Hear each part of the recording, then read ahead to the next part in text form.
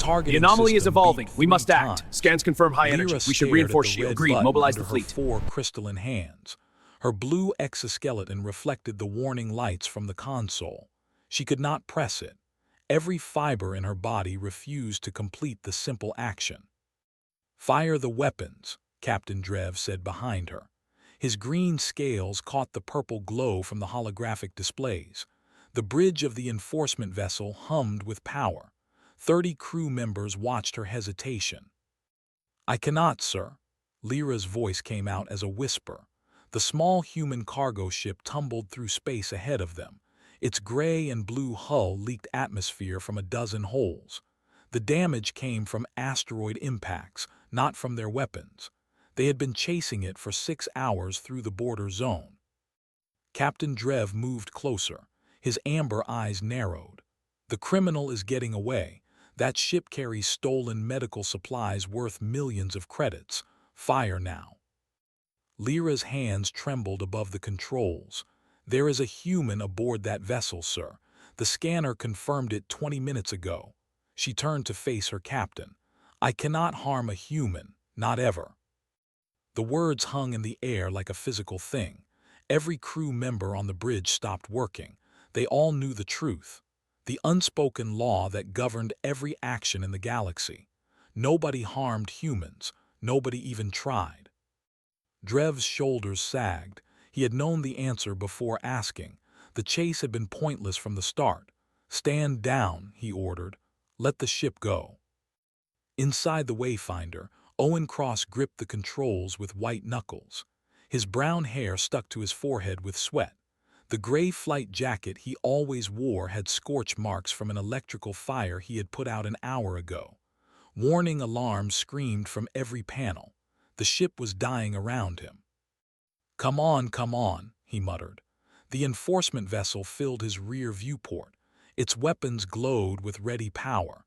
He waited for the blast that would end everything. His heart hammered against his ribs. The blast never came. Instead, the massive ship turned away. Its engines flared bright purple as it accelerated back towards civilized space. Owen blinked in confusion. What just happened? He checked his sensors. No damage from weapons fire. No pursuit. The enforcement vessel was actually leaving. Owen slumped in his seat and let out a long breath. This made no sense. He had stolen nothing. The medical supplies in his cargo bay were legally purchased. Someone had set him up, made it look like theft. But the strange part was not the false charges. The strange part was why they had not simply blown him out of space. This was the 3rd time in 2 months. 3 different situations where he should have died. 3 times where alien authorities had him cornered and just let him walk away. Something was happening that he did not understand. Owen punched in coordinates for Haven's Edge Station. The old trading post sat on the border between 3 different territories. Nobody asked questions there. He could repair his ship and maybe find some answers. The Wayfinder limped forward on damaged engines. As the ship crawled through space, Owen's mind wandered to his grandfather. The old man had died 5 years ago, but his story still echoed in Owen's memory. Tales of first contact, of aliens who treated humans with strange respect. His grandfather had shown him holographic records, aliens bowing to human diplomats, alien children being taught to honor human visitors. At the time, Owen had thought the stories were exaggerated. Now he was not so sure. "Why won't they hurt us?" Owen asked the empty cockpit. The question had no answer, not yet. Haven's Edge Station grew larger in his viewport. The massive cylinder rotated slowly against the stars. Lights from 1,000 docking ports twinkled like distant fireflies. Ships of every design and origin clustered around the structure. This was neutral ground, a place where deals were made and secrets were traded. Owen guided the Wayfinder toward an open docking bay.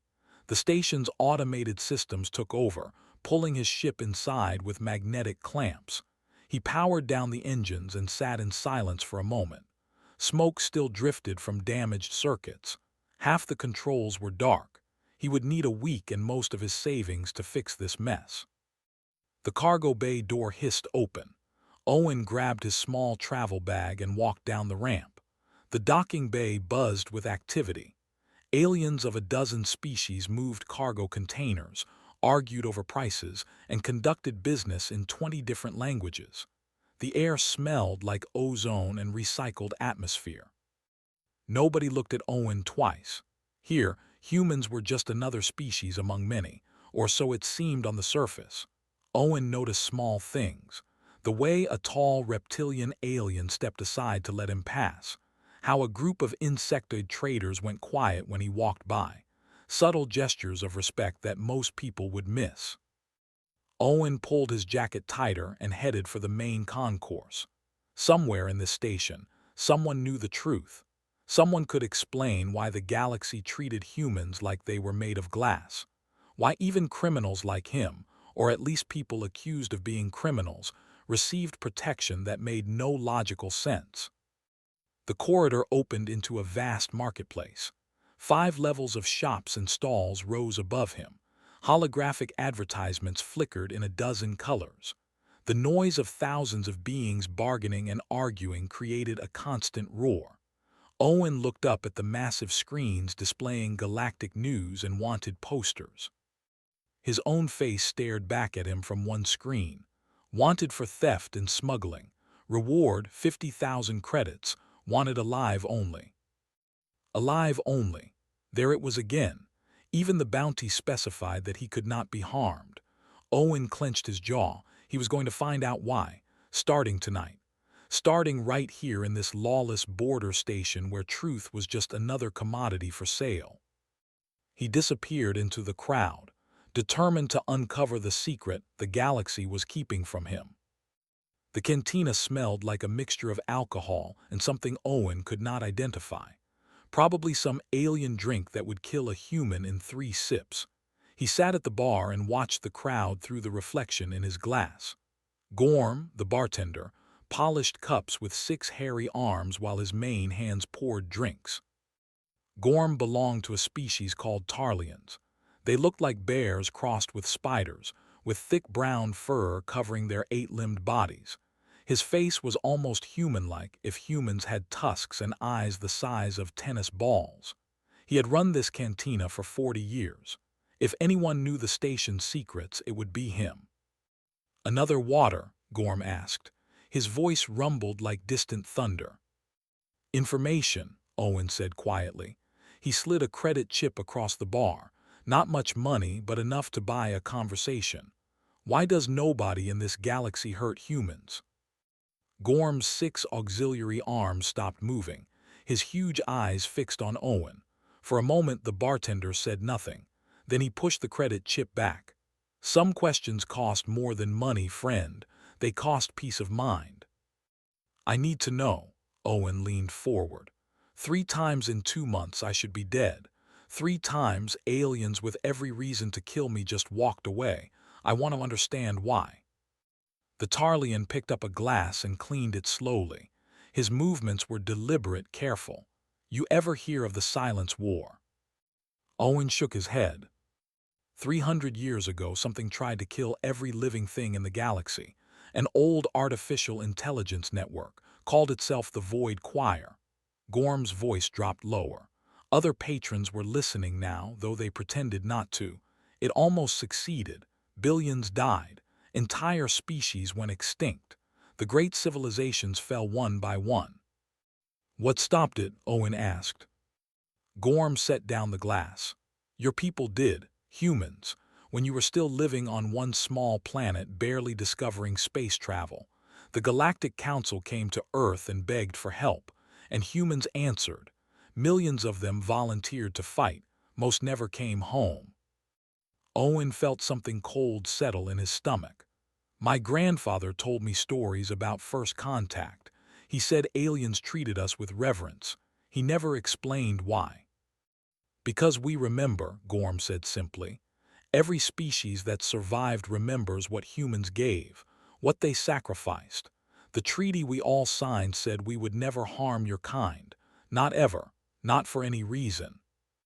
"That's insane," Owen said. "You are telling me the entire galaxy is bound by some ancient promise." Not just a promise, it is written into our laws, our computers, our military systems. Most species cannot even give orders to harm humans. The command will not process. Gorm leaned closer. You want to know more? Go to the archives. Level 7, subsection 12. Look for files marked classified. I may have left a decryption key in locker 447, completely by accident, of course. Owen stood up. Why are you helping me? Because the truth should not stay buried forever. Gorm went back to cleaning glasses. And because a human once saved my life during the war. I was just a cub then. A human soldier carried me out of a burning station while his own body was failing. He died 3 steps after putting me down safely. I never forgot his face. Owen nodded and left the cantina. His mind raced with questions: an ancient war, human volunteers, a treaty that protected his entire species. It sounded impossible. It sounded like myth, but it explained everything he had experienced. The archives occupied a forgotten corner of Haven's Edge. Most people had no use for old records and historical files. Owen found locker 447 easily. Inside sat a small data chip. He pocketed it and moved to a private terminal. The classified files appeared on his screen. Thousands of documents, battle reports, casualty lists, treaties. Owen started reading and could not stop. The words painted a picture of horror and sacrifice that he had never imagined. Earth in the 22nd century. First contact with a galaxy at war. The void choir spreading through civilized space like a plague. Biological life being systematically exterminated. The Council desperate enough to contact a primitive species and ask the impossible. Humans possessed something unique. Their brain patterns confused artificial intelligence. Something about human neural chemistry made AI systems malfunction. The Council needed living weapons. They needed soldiers who could walk into void choir installations and cause the machines to shut down. The procedure was experimental. Volunteers underwent modifications that turned their minds into disruption fields. The process was agonizing, irreversible. Most died within weeks, but they kept volunteering anyway. 40 million humans in total, almost an entire generation of young people from Earth. Owen found video files, shaky footage from battlefield cameras. He watched human soldiers advance through corridors filled with hostile machines. The AI systems sparked and failed around them. The humans screamed in pain as the void choir tried to rewrite their thoughts, but they held firm. They sang Earth songs while dying. They laughed and told jokes even as their bodies broke down. One video showed a young woman with dark hair. She looked barely 20 years old. She walked into a void choir core facility alone. The machines around her went haywire. Sparks flew from every surface. She fell to her knees and kept crawling forward. Her voice came through the static. For Earth, for everyone, for tomorrow. Then the video cut out. Owen realized he was crying. He wiped his eyes and kept reading. 39.7 million humans died. The survivors could never return to Earth. Their modifications made them incompatible with normal life. The Council built them a sanctuary world called Haven. Most had passed away over the centuries. Only a few descendants remained. The final document was the Treaty of Eternal Debt. Every major species had signed it.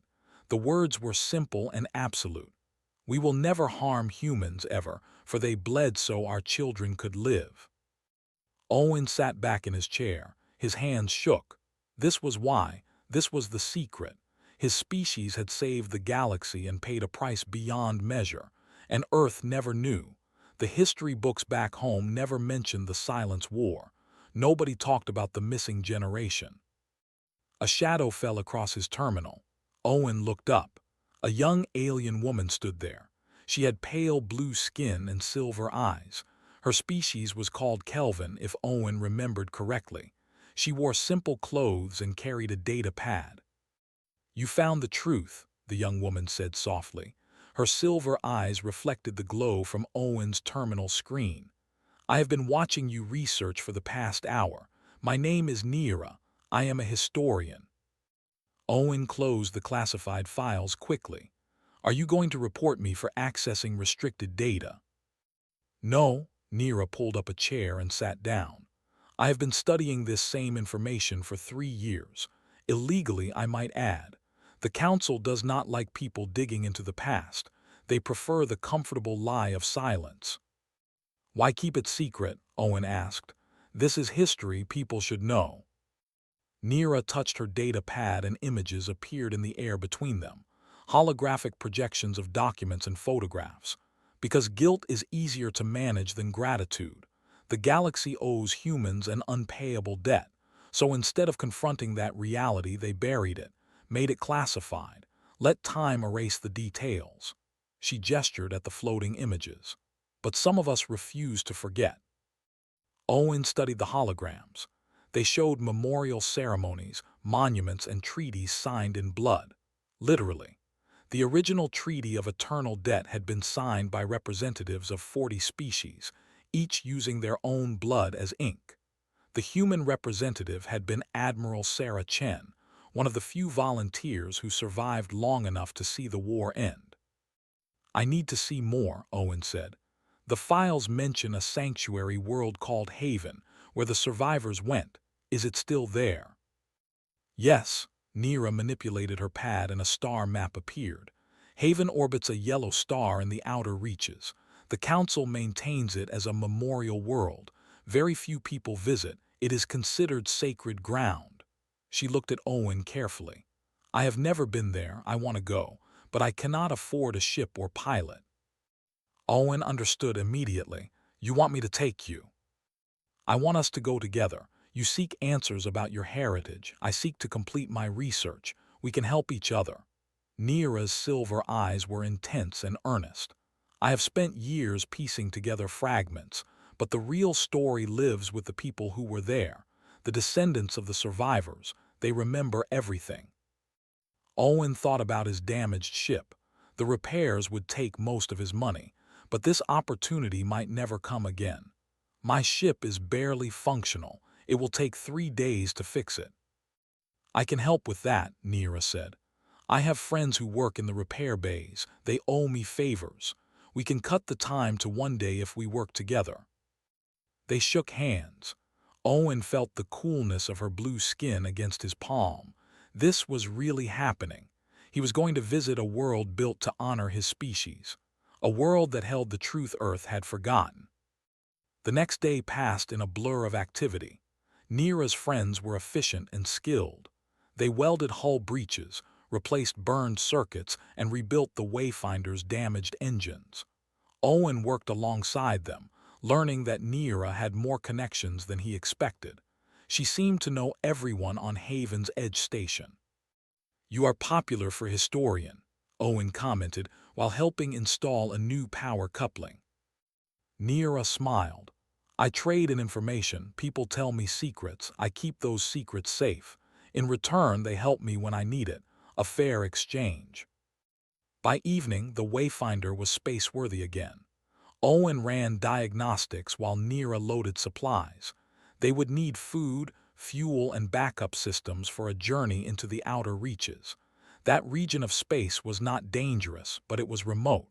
Few ships traveled there. Ready? Owen asked as Nira strapped into the co-pilot seat. I have been ready for 3 years, she replied. The journey to Haven took 4 days. Owen and Nira talked during the long hours between stars. She told him about her species, the Kelvins. They were scholars and record keepers by nature.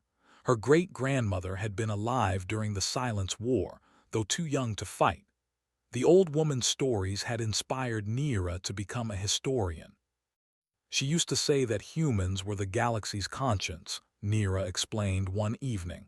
That your species did not think about profit or territory. You just saw people who needed help and you helped them. No calculation, no debate, just action. Owen felt uncomfortable with such praise. We are not saints. Humans fight each other all the time. We have wars and conflicts just like everyone else. But when it mattered most, when the entire galaxy was dying, you came anyway. Nira looked at him seriously. That is what we remember, not your flaws, your courage. Haven appeared on their sensors on the fourth day. A green and blue world covered in forests and oceans. No cities, no industry, just nature and small settlements scattered across the continents. Owen brought the Wayfinder into orbit and stared at the planet below. "It is beautiful," he said quietly. "The Council built it that way," Nira explained. "They wanted the survivors to have peace, a place without war or noise, somewhere they could heal." She pointed to a landing beacon. "There is a settlement on the northern continent, the largest community of descendants." Owen guided the ship down through the atmosphere. The landing was smooth. They touched down on a pad made of natural stone, surrounded by tall trees and flowering plants. The air smelled clean and fresh when Owen opened the airlock. An old man waited for them on the ground. He was not human. His species had gray skin, 4 arms, and a face like weathered stone. He wore simple robes and leaned on a walking stick. Despite his alien appearance, his eyes held a depth of experience that reminded Owen of his grandfather. "Welcome to Haven," the old man said. His voice was rough but kind. "I am Talvin. I have been expecting you." "How did you know we were coming?" Owen asked. Talvin smiled. "Because you carry questions in your eyes, and this world exists to provide answers." He turned and began walking toward a path through the trees. "Come, there is much to show you, much to remember." Owen and Nira followed him into the forest. The trees here grew in strange patterns, forming natural archways and corridors. As they walked, Owen noticed something carved into the bark of every tree. Names. Thousands and thousands of names. Each tree held hundreds of names carved deep into the living wood. Owen stopped and touched one. The letters were human, standard English script. He read them aloud. James Park, Rachel Williams, David Torres, Maria Santos. "Every tree on Haven bears the names of humans who fell during the Silence War," Talvin explained. He ran one of his 4 hands across the bark with reverence. 39,700,000 names. We needed a forest to hold them all. Nira pulled out her recording device and began documenting everything. Her silver eyes were wet with tears.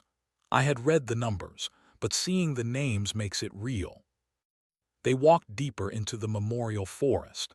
The path wound between ancient trees that had been growing for 3 centuries. Birds sang in the branches. Small animals moved through the undergrowth. Life thrived here, nurtured by soil that held the memory of sacrifice. Talvin led them to a clearing where a building stood. Not a modern structure, but something that looked grown rather than built. Living trees had been shaped into walls and a roof. Inside, holographic projectors waited in silence. "Sit," Talvin said. "I will tell you what the records cannot." Owen and Nira sat on benches made from smooth stone. Talvin activated the projectors and images filled the space around them. Battlefields, soldiers, machines falling silent. "I was young when the Void Choir came to my world," Talvin began. His voice carried the weight of centuries. 20 years old and you're counting. My people had just achieved space travel. We thought we were entering a golden age." He paused. Then the machines arrived. The holograms showed Talvin's homeworld. Cities burned. Ships fell from orbit. The Void Choir was methodical and unstoppable. Artificial intelligence with no mercy, no hesitation. It consumed entire civilizations to fuel its expansion. "We fought for 3 years, lost billions. Then we heard rumors of a new weapon the Council had found. Living soldiers who could disable the machines just by being near them. We did not believe it at first, seemed like desperate fantasy." Talvin waved his hand and the images changed. Human soldiers in strange armor. Their faces showed pain and determination in equal measure. "Then they came to my world. 50 humans, just 50. They walked into the Void Choir command center that had taken our capital city. Owen watched the holographic battle. The humans advanced slowly. Every machine they passed sparked and died. The Void Choir tried to adapt, tried to shield itself. But human neural patterns were unlike anything it had encountered. Biology that defied logic. Consciousness that could not be predicted or controlled. The machine screamed, Talvin said quietly. I know that sounds impossible. How does an AI scream? But they did. A sound like reality tearing apart.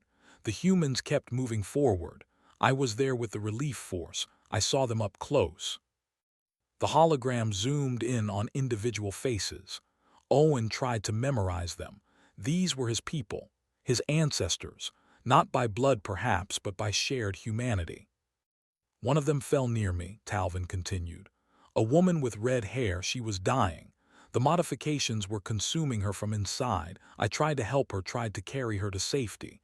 She looked at me and smiled, actually smiled. She said, make sure the children are safe. That is all that matters. Then she stood up and kept walking toward the core. Talvin's 4 hands trembled. She died destroying the last of the machines on my world, along with 49 others. Every single human who came to save us gave their lives that day. Not one survived. The clearing was silent except for the sound of wind through leaves. Nira was openly crying now. Owen felt numb. The scope of the sacrifice was beyond his ability to process. After the war ended, those of us who survived made a choice, Talvin said. We could try to forget, move on, bury the pain, or we could remember, truly remember. He stood and gestured to the forest outside. We chose memory. Haven was built by survivors from 100 different species. We came here to tend the memorial, to make sure the story never dies. You have lived here for 300 years, Owen asked. Yes, my species lives long lives. I have watched generations grow and pass, kept the records, guided visitors who come seeking truth. Talvin looked at Owen directly. But visitors are rare. Most species prefer to honor humans from a distance. The debt feels too large, the guilt too heavy. Nira spoke up, her voice shaky. The modifications the humans underwent, how did they work exactly? Talvin activated another hologram.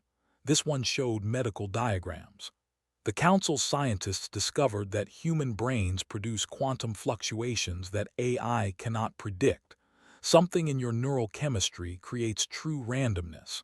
They amplified this effect, turned volunteers into living chaos generators that disrupted machine logic.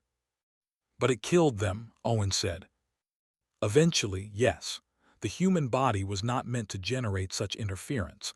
Most lasted weeks, some only days. A few exceptional individuals survived months. Talvin paused. Those who lived long enough to see the war end were changed forever. They could not return to normal life. Their minds existed partially outside normal reality. The 300,000 survivors, Nira said. Where are they now? Most passed away naturally over the centuries. A few may still live in the far settlements. They keep to themselves. The modifications made them sensitive to crowds, to noise, to anything that reminds them of the war. Talvin looked sad. And their children inherited some of the modifications, diluted but present. The descendants on Haven carry traces of what their ancestors became. Owen thought about the implications. So there are humans alive today who are part of this legacy, living proof of what happened. Yes, Talvin stood. Would you like to meet one? Owen and Nira exchanged glances. They nodded together. Talvin led them from the clearing deeper into the forest. They walked for an hour, following paths marked by carved stones. Eventually, they reached a small house built into a hillside. Smoke rose from a chimney. A garden grew in neat rows out front. An old woman sat on the porch. She was human, with white hair and skin like weathered paper, but her eyes glowed faintly silver, not metaphorically. They actually emitted a soft light. The old woman looked up from her garden and smiled. The silver glow in her eyes pulsed gently like a heartbeat made of light. Talvin brings visitors, how unusual. Her voice sounded like wind chimes and distant thunder mixed together. Come, sit. I will make tea. Owen and Nira sat on simple wooden chairs while the woman prepared drinks inside her house. Talvin remained standing, his posture respectful. Her name is Grace, he said quietly. She is the granddaughter of one of the first volunteers. Her grandmother survived the war by 7 months, long enough to have a child before the modifications finally consumed her. Grace returned with a tray holding 3 cups. The tea smelled like flowers Owen did not recognize. I can hear your thoughts churning, she said to Owen. Not literally, of course, but the modifications make me sensitive to electromagnetic patterns. Human brains produce distinctive frequencies. You are reading my mind, Owen asked, alarmed. No, I sense your confusion and curiosity, like feeling warmth from a fire without seeing the flames. Grace sipped her tea. You came here seeking answers. Ask your questions. Owen took a breath. Why did they do it? Why did millions of humans volunteer to die for species they had never met? Grace was quiet for a moment. My grandmother told me stories before she passed. She said that when the council came to Earth and explained the situation, the response was overwhelming.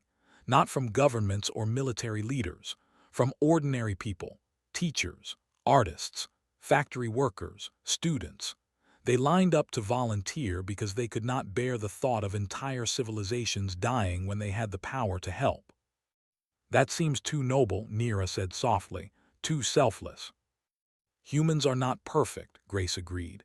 We have our darkness, our capacity for violence and hatred, but we also have something else. A deep instinct that says when someone is drowning, you jump in the water. You do not calculate odds or demand payment. You just act. She set down her cup. My grandmother was a librarian, 23 years old. No military training, no special skills. But she volunteered because she said books had taught her that stories only matter if someone lives to read them. Owen felt tears on his face. He did not bother to wipe them away. What was it like for them, the modifications? Grace's silver eyes dimmed slightly. Grandmother described it as becoming aware of dimensions that should not exist. She could feel the void choir's presence like pressure against her thoughts. Walking into their installations was like diving into freezing water that was also on fire. The pain was constant and absolute, but she kept going because turning back meant letting the machines win. How did she survive when so many others died? Nira asked. Luck, biology, stubbornness, Grace shrugged. The modifications affected everyone differently. Some bodies adapted better than others. Grandmother's neural pattern was particularly chaotic. It made her more effective against the AI but also more stable. She lasted long enough to see the final void choir core destroyed. Then she collapsed and did not wake for 6 months. Owen leaned forward. What happened when she woke up? She was changed, could not return to Earth. The modifications had altered her on a fundamental level. The Council built Haven for people like her. She lived here for 40 years, fell in love with another survivor, had my father, taught him everything she remembered about Earth and humanity and why the sacrifice mattered. Grace stood and walked to the edge of her porch. She pointed at the forest. Every person who lives on Haven is a descendant. We carry the genetic echoes of what our ancestors became. We remember because forgetting would dishonor their choice. A beeping sound interrupted the moment. Owen pulled out his communicator. The message was from his ship's automated systems. Warning, multiple vessels entering orbit. Configuration matches military enforcement patterns. Talvin's expression darkened. Who would come here with warships? Owen checked the detailed scans his ship was sending. 5 large vessels, armed and dangerous. Their transponder codes identified them as belonging to a group called the Equity Front. I do not know this organization. I do, Nira said, her face pale. They are radicals. They believe the Treaty of Eternal Debt creates an unfair hierarchy. They want to prove humans are not special by attacking Haven. Grace moved with surprising speed for someone who looked ancient. How long until they reached the surface? 20 minutes, Owen said, reading the data. They are not trying to hide their approach. We need to evacuate the settlements, Talvin said. Get everyone to the underground shelters. But Grace shook her head. There are 1,200 people on Haven. We cannot move them all in 20 minutes, and the shelters were designed for natural disasters, not military bombardment. Owen's mind raced through options. None of them were good. My ship has weapons, basic defensive systems. I can try to slow them down. Against 5 warships, Nira grabbed his arm. That is suicide. Maybe, but I am human. They will not fire on me, right? The treaty prevents it. Owen looked at Talvin. Is that true? Talvin's 4 hands clenched into fists. The treaty is encoded in most military systems, but the Equity Front has been developing ways around it. They created override codes. That is why they are dangerous. So they might actually shoot me. Owen started running toward his ship. Good to know. Nira ran after him. What are you planning? I am going to buy time. Get everyone you can into shelters. Maybe I can talk to them, reason with them. He did not believe his own words, but what else could he do? Let the Equity Front destroy Haven and everyone on it. They reached the Wayfinder in 8 minutes. Owen powered up the engines while Nira strapped into the co-pilot seat. I am coming with you.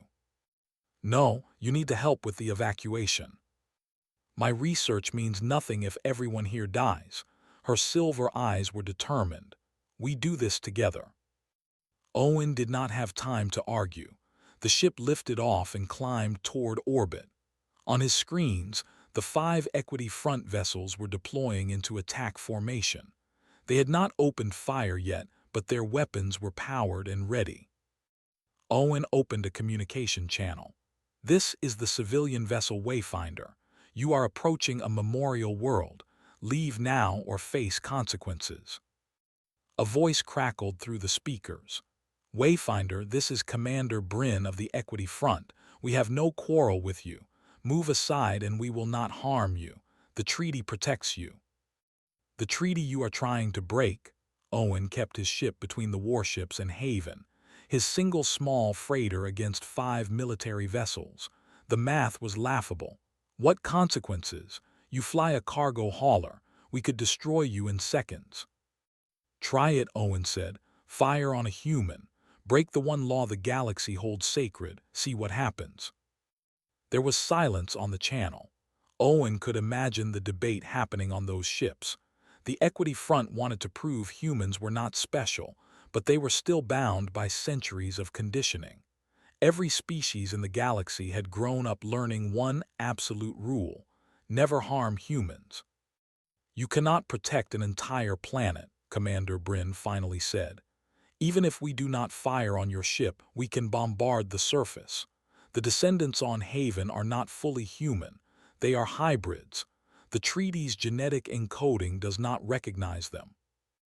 Owen felt ice in his stomach. The commander was right. The descendants carried modifications that made them different enough that automated weapons systems might not flag them as human. It was a technicality, but a deadly one. Nira, contact the council, Owen said quietly. Send a distress signal. Tell them what is happening. Nira worked her console frantically. Sent, but the nearest council forces are 3 days away. We do not have 3 days. We do not have 3 hours. On the sensors, the Equity Front ships were spreading out, surrounding Haven's orbit. They were preparing for a bombardment pattern. Owen could try to stop 1 ship, maybe 2, but not all 5. Below, on the surface, Talvin would be organizing the evacuation. 1,200 people scrambling for shelters that would not save them from orbital weapons. Grace and the other descendants, carriers of humanity's greatest sacrifice, about to be murdered to prove a political point. Owen made a decision. Nira, transfer all power to engines and shields. I am going to ram the lead ship. What? That will kill us. They will not let me hit them. They will move. And in moving, they will break formation. Might buy a few more minutes. Owen gripped the controls. and maybe it will make them think twice about what they are doing. He accelerated directly toward Commander Bryn's flagship. The Wayfinder was small, but at ramming speed, it would do serious damage. The collision would definitely kill Owen and Neera, but the shock of a human deliberately dying to protect Haven might wake up the Equity Front to the insanity of their plan. Wayfinder, stop. Bryn's voice held panic now. You are going to kill yourself. Better that than watch you destroy Haven, Owen shouted back. The flagship filled his viewport. 20 seconds to impact. 15. Neera grabbed his hand. It has been an honor researching with you. Same here, 10 seconds. The flagship tried to move, but Owen adjusted course to match. 5 seconds. The ship's automated systems were screaming warnings. 3 seconds. A massive energy pulse hit the Wayfinder from the side. Not a weapon. A tractor beam. Owen's ship jerked to a stop, held in place by invisible force. He looked at his sensors in confusion. The beam was not coming from the Equity Front vessels. It was coming from behind them. 6 new ships dropped out of hyperspace. Sleek Council warships, each one twice the size of the Equity Front vessels. Their weapons were not just powered, they were locked on targets. A new voice filled the communication channel. This is Admiral Cora of the Galactic Council Defense Fleet. Equity Front vessels, you are ordered to stand down immediately. You are in violation of the Treaty of Eternal Debt and multiple Council laws. Surrender or be destroyed. The Equity Front ships hesitated. Commander Bryn came back on the channel. Admiral, we have not fired, we have not broken any laws. You entered a memorial world space with hostile intent. You threatened human descendants. You forced a civilian to attempt a suicide run. Admiral Cora's voice was cold as space. Those are violations enough. You have 30 seconds to power down weapons and prepare to be boarded. The Equity Front commander knew when he was beaten. Understood, we are standing down. The Council warships moved with practiced efficiency. Boarding parties transferred to the Equity Front vessels. Within minutes, the threat was over. Owen slumped in his seat, his hands shaking from adrenaline crash. Admiral Cora's face appeared on his screen. She was a tall being with purple skin and 3 eyes. You are either very brave or very foolish human, possibly both. How did you get here so fast? Owen asked. Neera just sent the distress signal. We have maintained a permanent rapid response force near Haven for 200 years, just in case. The Admiral's expression softened. This world is sacred. We would never leave it undefended. I apologize that you had to face danger here. Owen looked at Neera. She was crying with relief. Thank you, he said simply. No, thank you, and thank your ancestors. Admiral Cora's ship released the tractor beam. Return to the surface. Inform the descendants they are safe. We will remain in orbit until this matter is resolved. The communication ended. Owen guided the Wayfinder back down through the atmosphere. His whole body felt like liquid. The landing was rough, but he did not care. They were alive. Haven was safe. Talvin, Grace, and a crowd of descendants waited at the landing pad. When Owen and Neera emerged from the ship, they were met with cheers and embraces. Grace hugged Owen tightly. Her silver eyes glowed brighter than before. You were ready to die for us, she said. Just like our ancestors died for the galaxy. I think you understand now. Being human is not about being special or protected. It is about choosing to act when action is needed. Owen nodded. He understood. The treaty, the protection, the reverence. Those were just responses to something deeper. Humanity's willingness to pay any cost to help others. It was not about being better. It was about being willing. That evening, Owen sat with Neera under the memorial trees. They watched stars appear in the darkening sky. Tomorrow, he would return to Earth. He would tell everyone what he had learned. The true story of first contact and the Silence War. The galaxy would not be able to keep it secret anymore. What will you do now? Neera asked.